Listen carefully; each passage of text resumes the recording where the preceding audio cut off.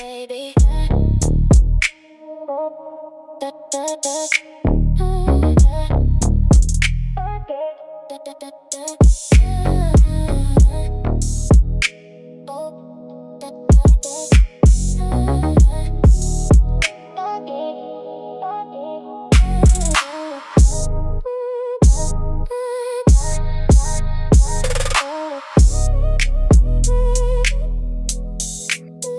Well, hello everybody.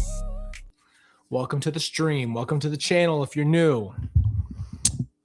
Oh man, we got something to get into today. So, where do I start here? We got a lot to talk about. What's up everybody? How you doing? All right, so we got a new analysis from me. I was telling the Patreons earlier when we had our live that I did go back and listen to the whole interview, and I just processed the whole thing. And I really do have a different perspective. Now, remember, every time I've spoken to Lori for the last 5 years until now, so I guess 6 going into this year, if you want to count this year, it's never been in person. I have not spoken to her even face to face since early 2020. So yeah, a long time. And you should have seen the faces that were being made. There were faces that you could not see on the other side of moments of cringe, moments of eye shutting, body language stuff. Now, again, you guys know, like when you FaceTime and there's like a hard blur behind you, and you basically, if she even sat back a little bit, it would blur her too. So she had to keep sitting up like this and kind of putting, herself in frame, because every time she moved like this, it would just blur her whole body. And I guess they do that in jail because that way you can't see any of the other inmates. And when I was watching her, though, I was talking to her on the phone right here, right? And I was just seeing these moments where her body seemed to tense, especially when I was talking about Tylee and JJ and Charles. And again, maybe I've become a body language expert at this point because I know her very well. And I've always looked for any kind of sign of that, because when you're talking to somebody like that and you know they're lying, I feel like you automatically just have this feeling like, is there anything in there? I think it's almost like knocking on wood. Is there anything in that head? No? Okay. So what I wanted to do today is give you a new perspective that I had from listening to it. Love to hear your guys' thoughts as we go throughout the video, and welcome everybody who's here. So first, we need to talk about what delusional disorder is. Now, there's different kinds of delusional disorder. You have to remember that delusional disorder with grandiose is a very self-important person. That's obviously what Lori thinks she is. And again, it just made me so clear. It made it so clear when I was speaking to her, for her to tell me, I am Revelations person, I am Job, I am biblical, I am this Jesus person. You can't get through to someone like that, but that is a big reason why she thinks the way she is. There is that goddess level of, I believe I am something more than human. So you have to start thinking, if this is true and she really thinks this way, she does think she is more than human. Really no other way to put it. Delusional disorder means the person holds a fixed false belief that remains even when the overwhelming evidence is against them. So even if I'm telling Lori that can't happen, there's no way that your story is true, they're so self-important. It's so narcissistic, but they're so self-important that it doesn't matter what you say. It doesn't matter what you present. It doesn't matter how you present it. And again, I just want to make that clear. When I had that conversation with her, I was not thinking I was going to get through. I was saying what needed to be said for the first time. That's really it. At the end of the day, I know I'm not going to change her mind, but at least someone said it to her face. Let's put it that way. Somebody went out of their way and said some of the things that needed to be said. These are not just opinions, though. These are beliefs. Now, I'm trying to tell you, do I believe she believes it? That's the whole point of this video. And I want to break this down first, and then I'm going to tell you what I think. In Lori's case, people being possessed of evil spirits, does she actually believe that? We'll get into that.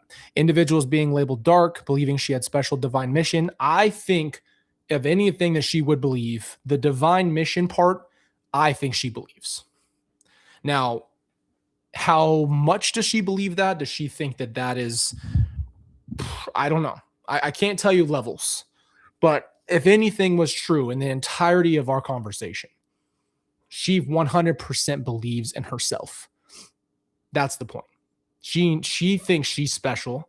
She thinks that she is something from another planet. She really does. I have now, from this conversation and processing it and then watching it again, just feel like there's something about that. Like there's something about her that does believe. That's the only thing I think she believes 100%. Because that's all she repeats. My mission, my mission, my mission. So everything else is byproduct of her mission.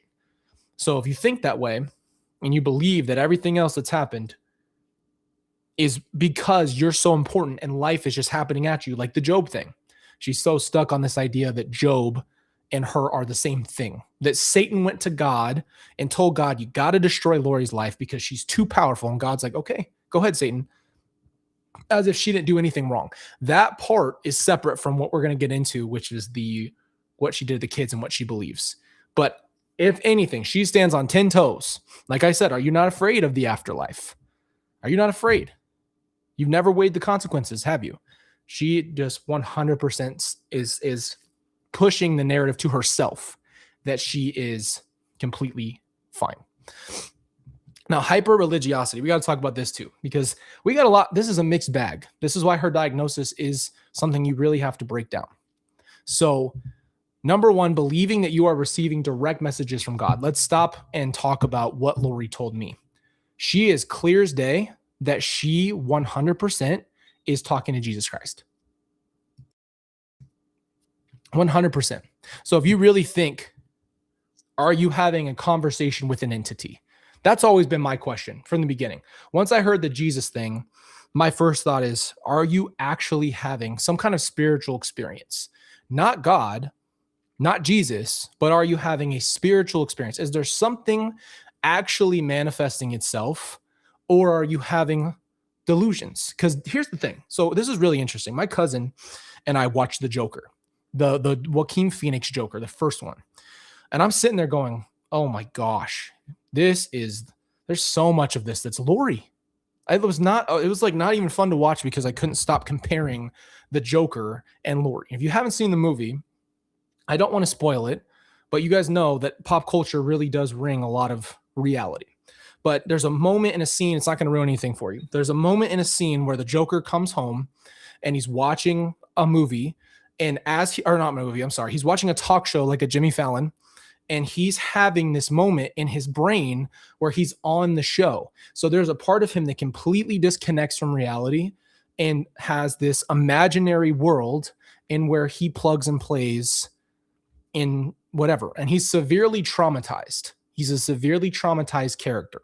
I bring that up because it was the first time I had seen what I think is the best way to explain to someone what somebody who spends a lot of time imagining things can do. Your brain is very powerful.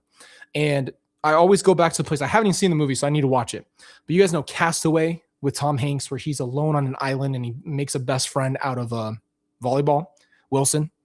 That's kind of the point, is like our brains are powerful, and whatever you feed yourself on a consistent basis can become the truth.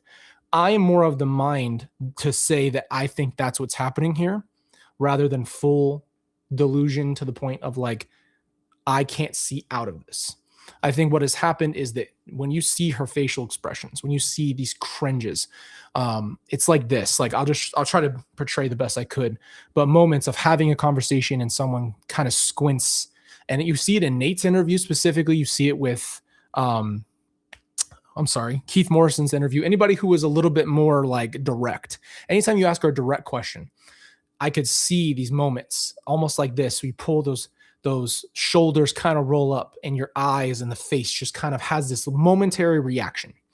Because when you're not playing the game, when you're not playing the delusion, it's very different. I'll give you a perfect example. The way that Lori talked to Summer was fishing. Who's going to believe my fake story? That's what she wanted. Right? She wanted to try to hook someone in to come into the fold and have somebody be a part of it. This is why she loved her group so much, because they could say stupid stuff. I'm not going to cuss because I cussed enough on the other day. They made stupid stuff up, and they had other adults, okay, affirming the stupid stuff coming out of their mouth. That's the biggest thing, is that she's fishing for anybody to believe her side of this story that she's made up.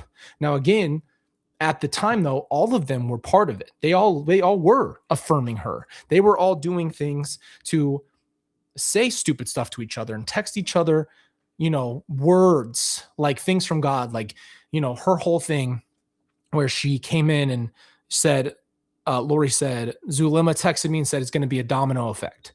And I was like, if anything, that's more incriminating for Zulema if you would have presented that, because she texts you, oh, someone's going to die in your family, and then Charles is killed. Like, no wonder they didn't let you do that. And second, anyway, not going to get into it. But that whole group was doing this, and that's the problem with someone who has this kind of, let's call this, at least the religious part, is that you have someone actually coming around saying, yes, this is true. This is happening. And I think that's the thing we need to also talk about, because that's a factor here. And I realized that now that she's had nobody to bounce off of, her power in that way probably is more, now she has to rely on herself only. So now Lori doesn't have any friends. She doesn't have anybody that's going to come in and tell her you're right. And so what do you do with that? You know what I mean? She has nobody to bounce off of. And that's the problem. She and Chad killed all those people to get what they wanted. So she has a story that will fit. Probably not true, but she can't go back out of it now. Exactly. But here's the most interesting part of the entire interview to me personally. She said, if I tell you you're right, if I say you're right, will you let me have a relationship with my grandchildren? If I were to say everything you said is right, because again, she never said, no, you're wrong.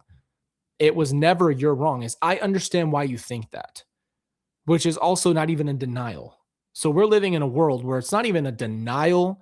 It's not even I don't even know what to call it. It was just a conversation where you dance around. So every time you ask a question and I say something to her, she'd go, let me just think about this. And then made up a whole thing for me to go down this path.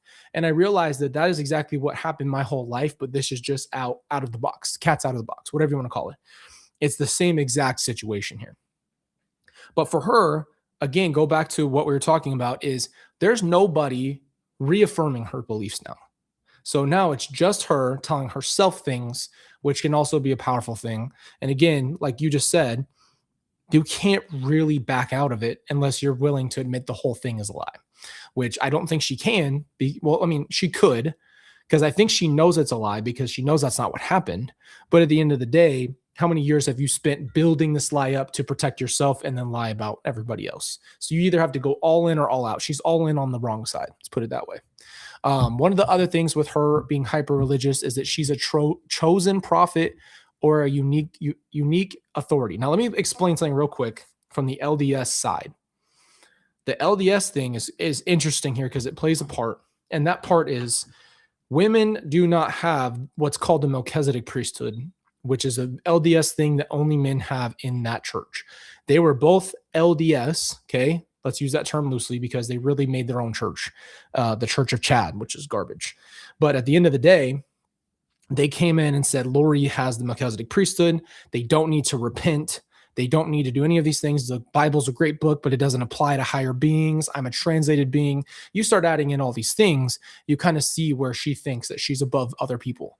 And that's kind of the point. I told you guys that's a fragile ego person. Somebody who felt so bad, like Chad, like just a nerd who never felt like they accomplished anything because they didn't do the work.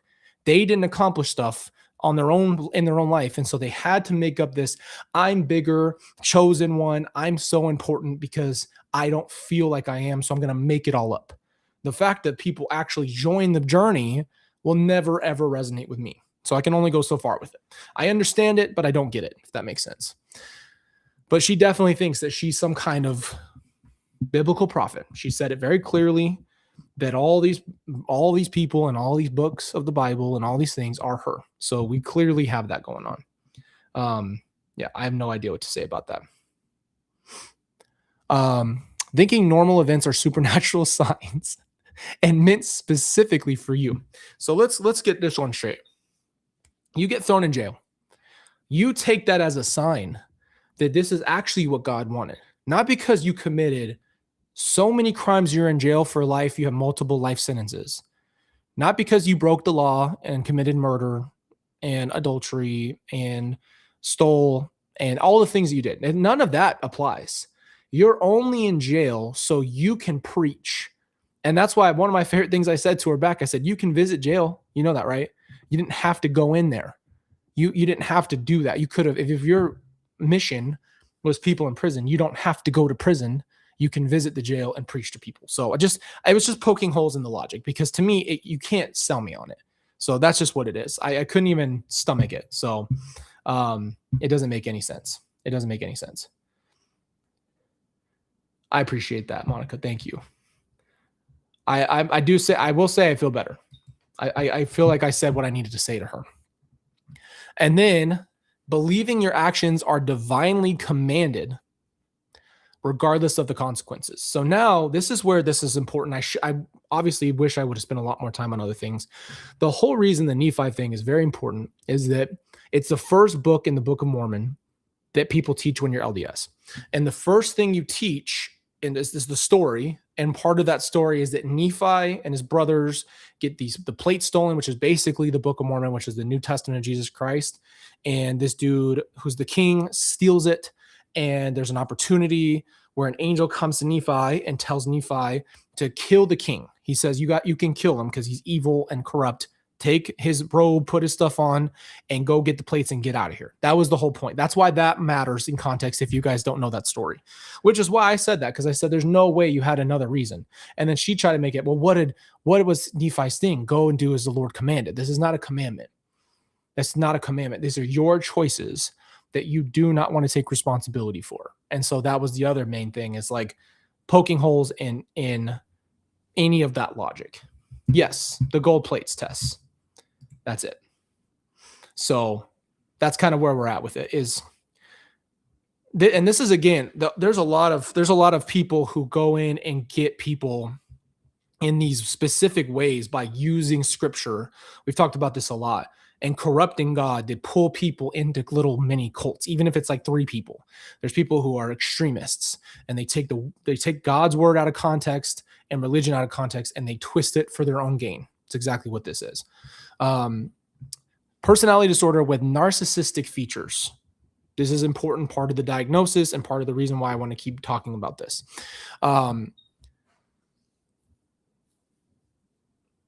You didn't get a full diagnosis of narcissistic personality disorder. It's with narcissistic features. So again, it's so complex with Lori, it doesn't have a category. I want to put that out there one more time, because for me, that's the part where I've done a lot of the work on the psychology side and just studying out of general curiosity, and realized that she doesn't have a category.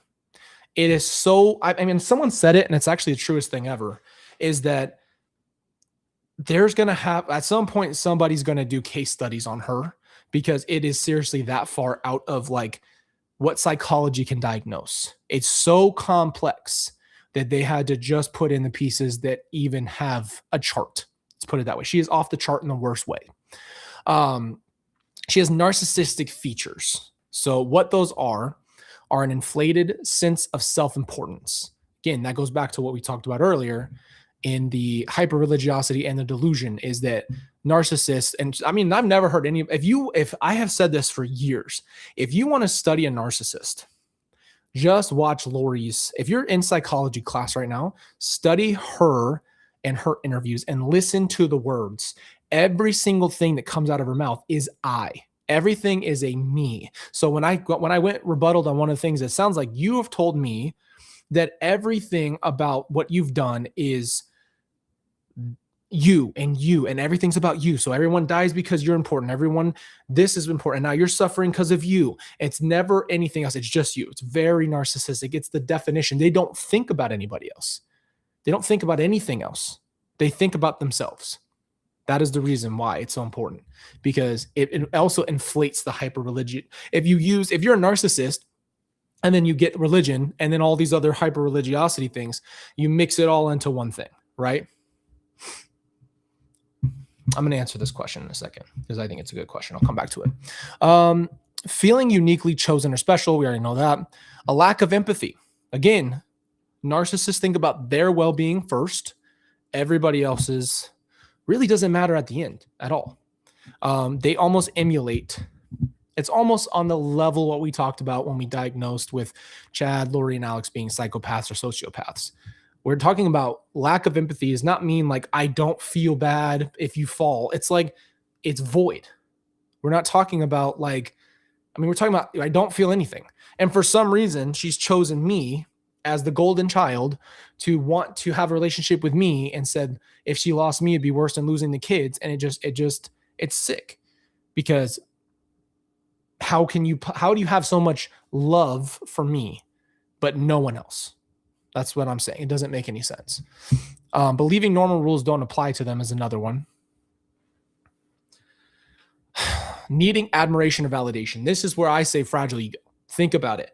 They don't know how to self-regulate their emotions, their feelings, their thoughts. They need someone else to tell them that you are something because they need someone to feed their ego. Exactly why Chad enters in perfect. He's a worshiper. He's worshiping a false god. By worshiping Lori, instead of loving her, caring about her, he worshiped her. That is why she loved it so much. Because a narcissist has someone bowing down and worship it. That's my point. It's very different because that's the craving that they have. Instead of being able to deal with themselves, they build a whole life around the trauma. And that trauma has these doors that open all these things. I'm going to answer your question. I'm going to pause this and I'm going to answer Loretta. Do you feel compassion for her dysfunctional childhood? Hell no, I do not. And I'll tell you why. I don't feel that she... Here's why. I had a really hard childhood. I'm not trying to compare us. This is not about me only. But I truly believe in the bottom of my heart that you get to make your choices. And I'm just going to say this. Like, I don't understand why people use their trauma as a crutch. Oh, well, this happened to me, so I get to be an asshole. This happened to me when I was a kid, so I do this because I wasn't loved. It's like you have to find healthier ways to deal with your problems.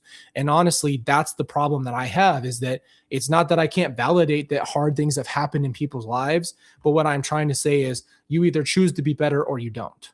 That is really the only choices you get in this life. So even if Lori had a very dysfunctional childhood, even if she was abused and abused her whole life, you still get to make your own decisions.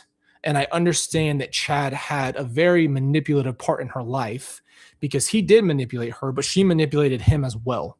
And so at the end of the day, I still hold her accountable enough to say that, yes, she could have made different choices because trauma can't force you to do anything. Trauma does not, you don't get to say, well, I'm traumatized. I didn't have my dad. Me either. And the first dad that I had abused me. And my second dad, which is Charles, was the only father that I had. But do I get to grow up and just hurt everybody else because I've been through so much? It's bullshit. I'm sorry to say, there's our cuss word. It's not okay. And so, no, I don't feel that you can say that your childhood forced you down this path. It's called therapy. It's the most available it's ever been in the world. And it's been around long enough for her to have dealt with some of the stuff. The problem is you have to face yourself. Even narcissists even psychopaths who go through therapy can work through a lot of their problems. Come on. Can I get an amen, baby? It's Sunday. Can I get an amen? It's the truth. It's the truth. Thank you for your question. I'm going to go back to this real quick. And then also underneath the disorder for narcissistic features, you have a difficulty accepting criticism or responsibility. Huge, huge reason and huge thing right here. That's the problem in our society in general. And I told you guys this before, is like the whole idea of being wrong is like a cancel culture. You do something, everybody just cancels. And I'm like, that doesn't leave a lot of room for accepting criticism that's healthy. Healthy criticism is, you're not saying your nose is dumb. Yeah, I hate your nose. It's more of, hey, you're doing something wrong. You can do better. There's a difference. I think Kenny Smith told Charles Barkley the best advice on this thing ever. He said, what's the difference between coaching and criticism? Is what Charles Barkley asked Kenny. And Kenny says, well, criticism is you're a fat butt and you can't do this and this and that. But he said, then the coaching is you're better. I know you can do better. And, things like that. I'm screwing up the quote, but the point being, there is a big difference in that. But the point is they can't even accept the smallest of any acceptance. That's the problem, is mistakes that you cannot have any acceptance over. What do you do with that? You can't get better. You can't get better. It's like if you have a job, you have to be trained. And if you make mistakes, we're so afraid of mistakes, but mistakes are what teach you. Once you learn, then you don't do the mistake usually more than a couple more times, because you learn and grow. There's nothing wrong with that. But that's the biggest point, is you can't not accept it. Okay.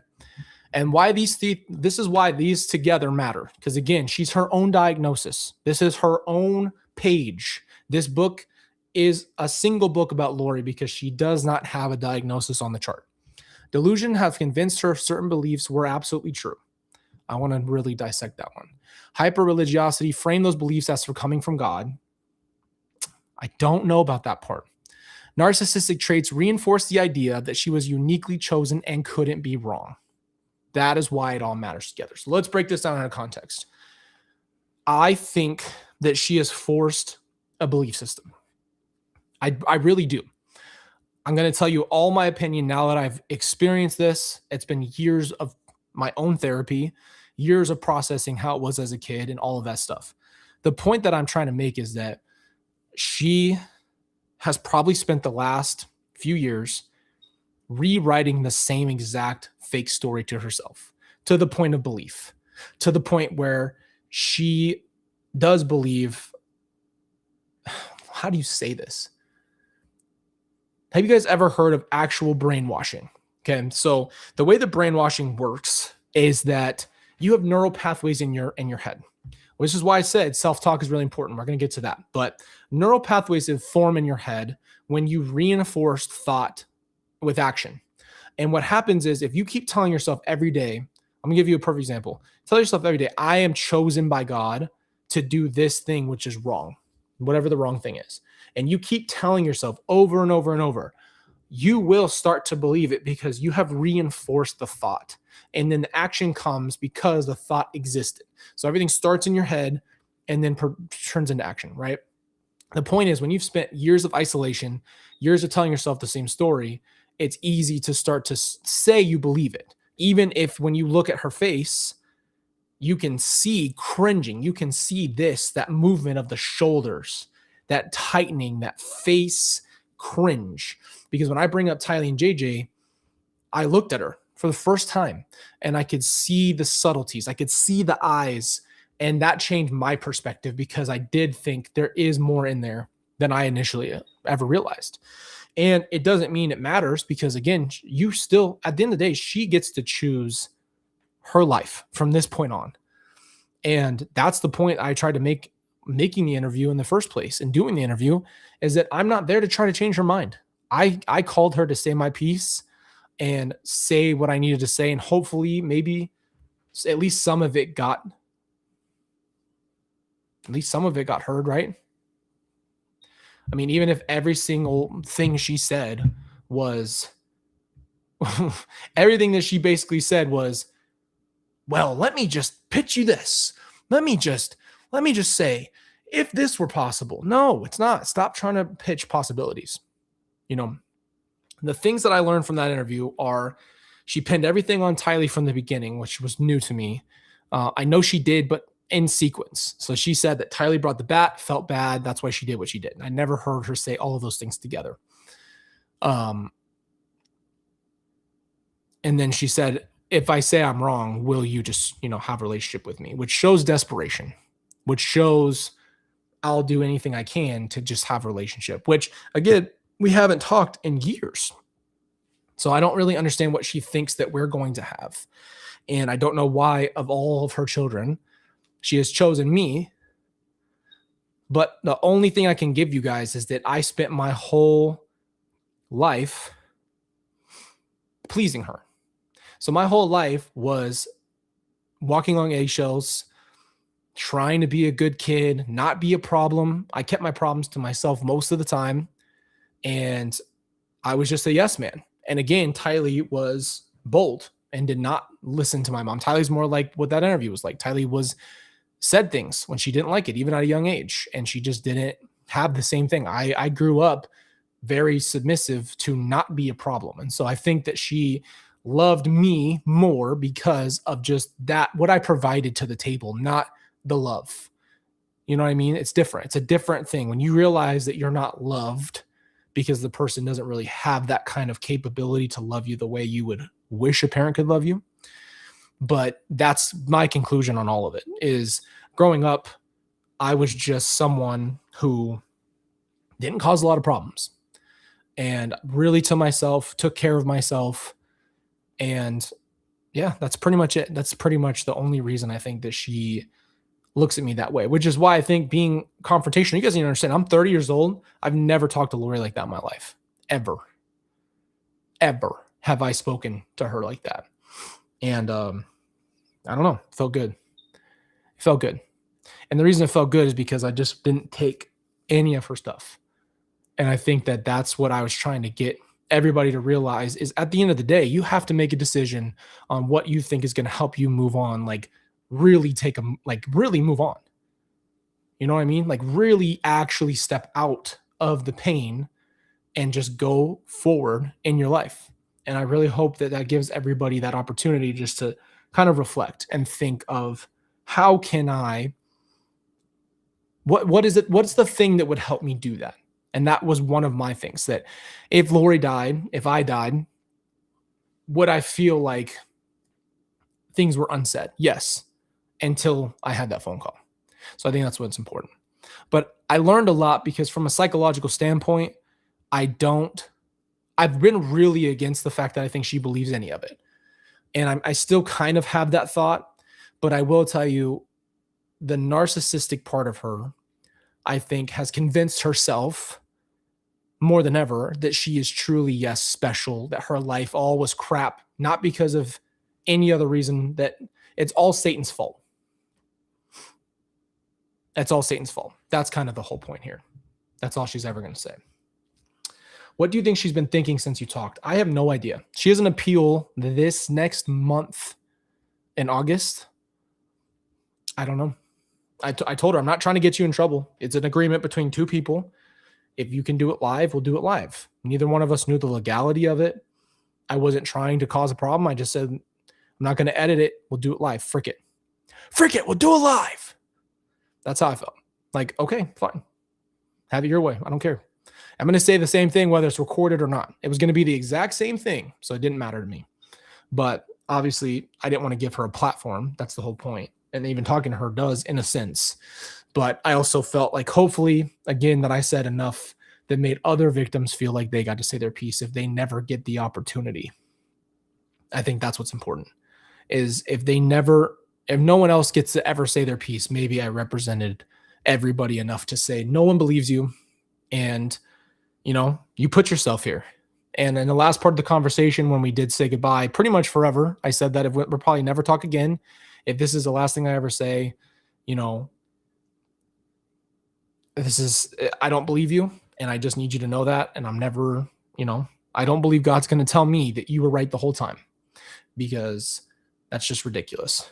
And we left it at that. And obviously, yeah, does it hurt? Yeah, it hurts. It hurts. It hurts to see your own mother choose to lie about your sister and make it her fault when it had nothing to do with her at all. And of course, it hurts to imagine that there could have been a different life where everybody was here. But at the end of the day, I felt like I defended her, Tylee, the best I could. And just letting Lori know, I don't believe you at all. That didn't happen. I'm telling you, I know that didn't happen. I watched the trials. I watched the evidence. It's not hard to follow the logic of what happened. And you can pretend to yourself all day, but I'll never let you talk about Tylee like that. I debated on telling her that I'm making a documentary to fix all the narrative, but I felt like that would have just started a whole nother rabbit hole. It didn't come up organically, but I guess I wanted her to know I'm not going to let you even have this narrative at all. You don't deserve it. You don't even deserve to say Tyler's name or Charles's name or JJ's or Tammy's. Come on. The Tammy thing always makes me sick. All of it makes me sick. But, the lies are convincing to herself. You can tell she spent time with it. And so that's kind of the point, is you can see the time that's been those pathways. Those pathways have been formed for a long time because the repetition, it's like reps in the gym, and it got stronger and stronger and stronger and stronger. And so that's the point, is yes, there was years of this narrative that she's made up, and the whole me and Tammy are friends, and Tyler and JJ never, all the stuff she's been lying about. She's had years of isolation in different cells all day to come up with these stories. So I think it's the most perfect example of convincing yourself. And I think she has the most, what's the word? How do I say this word? It's the most type of delusion that you can give yourself to protect yourself from the truth. That's it. That's what that is. It's a reinforcement that I have to believe this because the other side is too painful and I could see it. That's the point. That's what's different this time, is that there is something there. And now I've seen it on other interviews, but to see her face and have that conversation, it changed my perspective. It did, because I could see the cringes, and I just don't understand why she can't let it go. Maybe her life is at risk to herself. Like maybe she would die from pain. I don't know. But I have accepted I will never hear the truth from her. Never. Never, ever. I'll never, ever get an answer from her, or a straight answer, or the truth. Twillo says, Colby, do you feel that Chad was the main cause of this? That's a great question.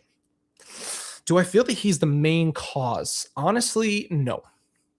Here's what is pretty interesting to think about if you really look at it in its fullness. Chad wouldn't have probably done anything to Tammy or anybody if he had not met Lori. And Lori would have never done anything to Charles or Tylee and JJ had she not met Chad. I really do believe that. They came together, as someone wiser at the time who knew the story said, it's like gasoline and a match. It's something that together blows everything up. And so without that relationship, and if she even said it, because I never really had the opportunity to go off on Chad, like with the relationship part. I mean, I had to listen to the Elena and all. Don't start. But I mean, that was the first time she even said anything about Chad. And she said Chad kept her from killing herself. So I thought that was a weird thing to say, because she's basically indicating that the only reason she did not die is because Chad saved her. So again, she does have this complex towards Chad. But no, this is like getting in a car and everybody has a gun and they all choose to shoot. They all choose to do like a crime. You know what I'm saying?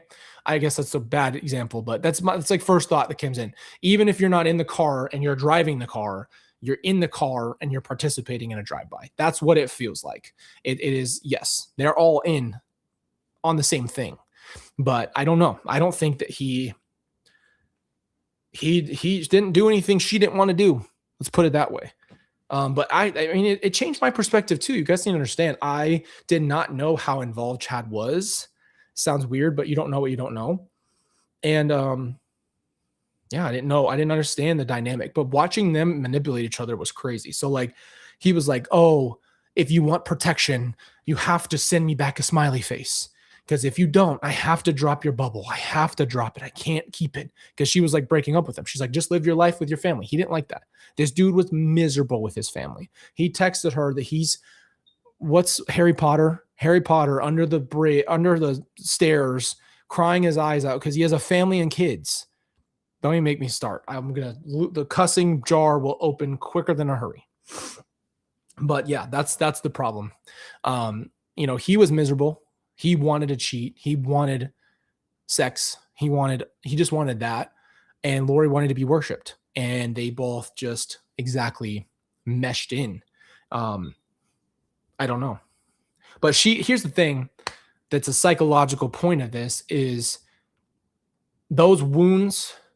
I don't know anything enough about Chad to really diagnose enough. I'm not even a psychologist, but I've taken psychology. I've studied it for a really long time. So I just give you my take. I'm not a psychologist. Put it out there. Okay. But I will say that I have noticed that people really do operate out of their wounds. So if you look at someone and peel their life back, a lot of times when you do, you see why they are acting the way that they are. Let's put it that way. Christina says, sounds like two like children fighting over toys. Give me that toy, I'll never play with you again. Exactly. That's exactly what it is. So she broke up with him after what they did to Charles because it got real. He wasn't actually going to do anything. Let's put it that way. Chad would have never done anything without Alex. That's the point. They had to have an idiot. So again, my analogy always goes back to my new analogy, I guess, over the last few months has been as far as functionality. It's crazy to say that, but Chad's like the brain, Lori's the mouthpiece, and Alex was the arm. That is exactly how they worked in unison. Chad would have never done anything had he not had Alex. This is why Alex is important in that way, because Alex did all the physical stuff. That was his role and job in this whole thing. Lori was like a recruiter, nut job, idiot, but she put out the come with me and you'll see Willy Wonka shit, okay? That was her, because Chad can't recruit the way Lori could. Let's be honest, okay?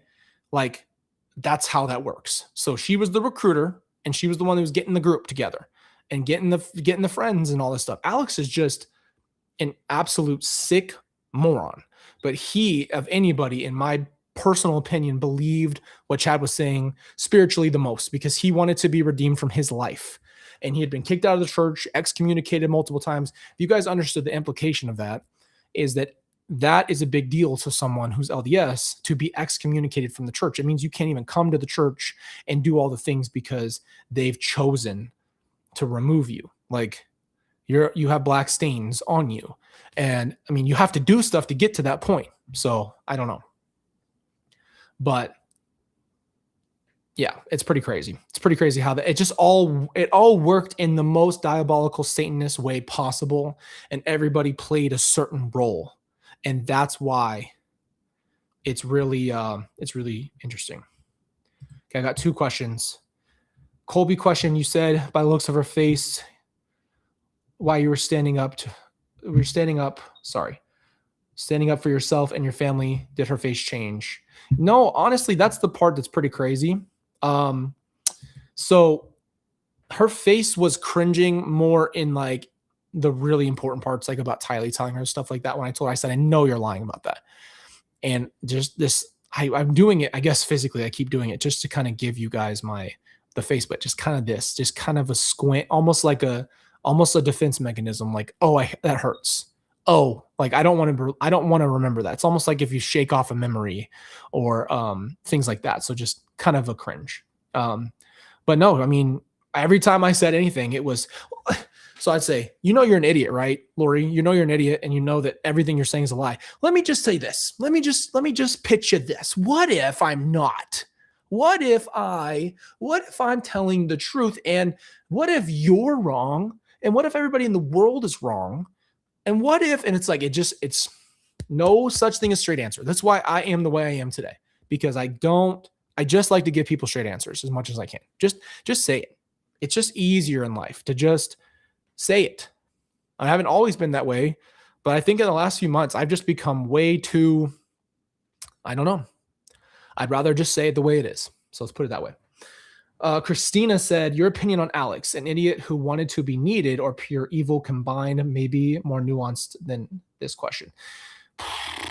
It's a great question. If you want the truth, I think Alex was a really damaged person. I do think we did a video on the psychopath material that is like the diagnosis of a psychopath. And we went down every checkbox and he was checking the F out of these boxes. So I do think there's something genuinely, if anybody in that group actually had some kind of like tendency of like lack of empathy, those types of things, it's Alex. Now, he did want to be redeemed because he had lived a dirty life and he wanted to be accepted. And that is why they were able to manipulate him so easily. All they had to do was tell him that you're this warrior, you have a purpose. This is what I'm talking about. The wounds. I'm telling you guys, the wounds is what is speaking from people's souls. They're hurt in a certain way. If their parents didn't love them the way they needed, they're searching for that. They have mother wounds, father wounds. Your girlfriend cheated on you. Your husband did this. Those things can cause people to like not even understand themselves. And so you have to learn yourself, number one. And I say that because Alex didn't know who he was and he didn't have an identity. And so when this idiot comes around and says, I'm your patriarchal blessing guy, I'm your patriarch, I'm your prophet, I'm your everything, just combines it all, LDS lore, just puts it in one person, which doesn't even happen in the church, and says, this is how this is. I think it was just easier. Maybe it was just acceptance and people were proud of him. Probably. He probably had pats on the back for being a serial killer. I mean, imagine the concept there. Imagine patting someone on the back because they did what you asked them to do, which was kill someone. Again, wanting to be needed and then just evil as it gets. Because how do you do both things? How do you do God stuff by killing people? So I think he believed it the most of anybody. That's my honest opinion. It just because he did the majority of the dirty work. You know what I mean? And when we heard that part where he was laying in the field in the ghillie suit in the cold with his hands freezing, just thinking about like, that's like war. That's like war type of stuff. That's not a normal, no one does that. Like, that's not something obviously that's not normal, but you know what I mean? Like he sat out there with a ghillie suit, that green grass suit that disguises you with an AR waiting to kill someone, a mother and a grandmother. I mean, yeah, that's as psycho as it gets, especially in civilian life. Like you're not at war. You're not a special unit. You have chosen your mission. It's almost like a vigilante concept. Like you are supposed to do these things. It's almost like he needed that boost, but they were stroking his ego. You're so important and you're a protector. You're a provider. All the things that he wanted to be is what he became to them. That's what they said he was. So it's just insane. But nobody has ghillie suits. Nobody has that laying around. Let's just put that out there. That's not a normal thing to own. So anyway, you guys know, I mean, I have a lot of knowledge at this point. I know a lot of the case stuff. I know what happened in our real lives. And that is what a lot of what you're going to get in this documentary. I want to kind of go back to the positives here. What you're going to get in this documentary is people's firsthand experiences with this case. We have prosecutors, detectives, we have jury, we have family members, we have media, all coming in to help explain this whole thing. And that is why you are going to see for the first time all of these things put together. So I have a lot more obviously to say about it, but I will tell you that yeah, that's what we're doing. We're changing this whole narrative back to where it needs to be, which is the reality of what happened. Because it's crazy to have someone like Lori out here, even having the audacity to share this. And again, you guys remember, she said she's writing a book. I don't even know where that is. I just remembered that the other day. I was like, please do not write a book. I can't. I cannot. I don't ever want to ever see that. That book should never see the light of day. But who knows? Who knows how that works? I don't know. That woman, her and Chad are real dangers to society for so many different reasons. Not only are they willing to kill children and their own children, Lori, they're spreading their cult to others. They want to spread it. And I keep thinking, man, somebody better do something about her in prison preaching. Gosh, what are we doing in life? No, she cannot profit from a book. So it is because she just wants her story out there. So that is what that is. That simple. You can't, if it is sold, if it's sold through someone, she can't receive any money. That's what it is. That's it. So, but yeah. Anyway, I appreciate you guys. Hopefully this was helpful.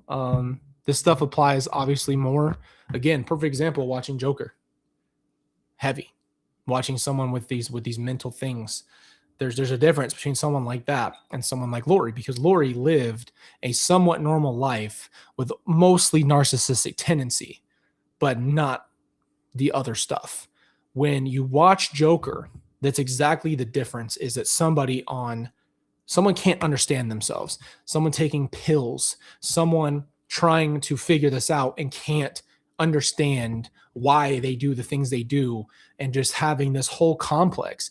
It's very different, because again, you have to cut through and go backwards and say this person lived a normal life for a long time, maybe with a lot of narcissistic tendencies, maybe with some hyper-religious stuff, but it never moved into that realm where you just lose your marbles one day. And that's what I wanted to say, is I do think this is a very forced, there's a part that is true delusion, but I do think a lot of the narrative is forced. And that's how I see it. So hopefully that was helpful. But again, this is not an uncommon thing. So I just want to put that out there. Hopefully if anybody has anything, they're willing and open to go get help and move on. And there is help. There's help out there. Therapy can help you. And I hope that if anybody's suffering from these things, you go get the right therapy. And if you know anybody, maybe they'll listen to this video. I don't know. But the hope is to always start the help early, not when it's too late. That's where I'm at with it. Anyway, love you. Appreciate you. Thank you for being here. I'll see you guys later this week. I'll be posting on the community tab. And yeah, appreciate you guys. Love you.